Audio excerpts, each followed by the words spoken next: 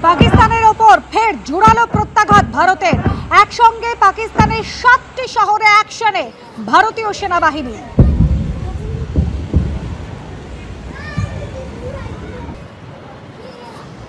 আমরা আজকে দেখেছি যে মোটামুটিভাবে রাত্রির 10টা সাড়ে 10টার পর থেকেই কিন্তু গোটা শ্রীনগর শহর অন্ধকারে ঢেকে যায়।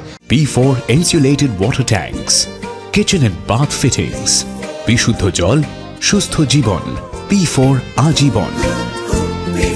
তার কারণ একদম স্পষ্টভাবে বলে দেওয়া হয়েছে, ঘোষণা করা হয়েছে মাইকে, এবং যদিও কোনো সাইরেনের শব্দ না পাওয়া গেলেও একদম ইলেকট্রিসিটি বোর্ডের তরফ থেকে কিন্তু আচমকাই আলো বন্ধ করে দেওয়া হয়।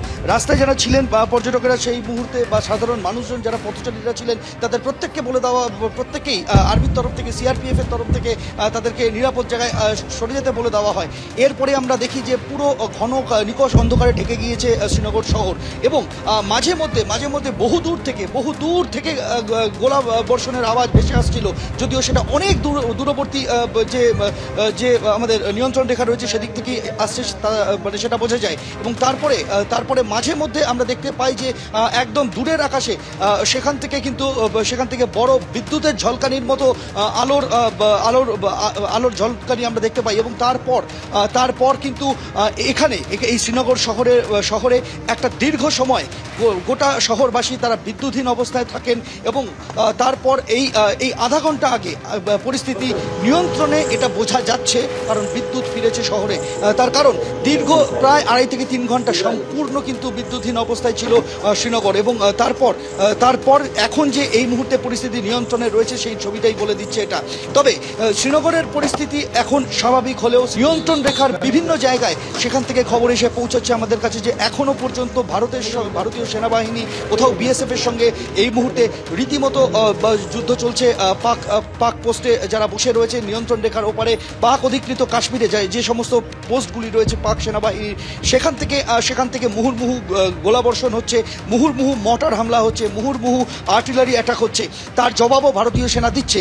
আর যে সমস্ত জায়গায় ভৌগোলিক অবস্থানগত অ্যাডভান্টেজ রয়েছে ভারতের কাছে, অর্থাৎ সেটা তুলনামূলক উঁচু জায়গায় ভারতের পোস্ট, তুলনামূলক নিচু পাহাড়ি উপত্যকায় পাকিস্তানের পোস্ট, সেখানে কিন্তু পাকিস্তানের পোস্টকে একেবারে ধূলিসাৎ করে দিয়েছে ভারত, এবং সেখানে সেই সমস্ত পোস্টে কিন্তু এখনো পর্যন্ত আর দ্বিতীয়বার সেদিক থেকে কোনো শেলিং হয়নি, সেরকম খবরও কিন্তু আমাদের কাছে এসে পৌঁছাচ্ছে। তবে যেটা উদ্বেগের বিষয় সেটা হচ্ছে উড়ি, কুপওয়ারার বেশ কয়েকটি এমন গ্রামীণ এলাকা যেটা নিয়ন্ত্রণ রেখার একদম গায়ে। তবে হ্যাঁ, যে সমস্ত জায়গায় অনুপ্রবেশের চেষ্টা করা হয়েছিল এই ড্রোন হামলার আড়ালে, যেমন জম্মুর সাম্বা সেক্টরে যখন আকাশে পাকিস্তানের ড্রোন উড়ে আসছে ভারতীয় সীমানার দিকে, ঠিক সেই সময় অনুপ্রবেশের চেষ্টা করা হয়েছিল।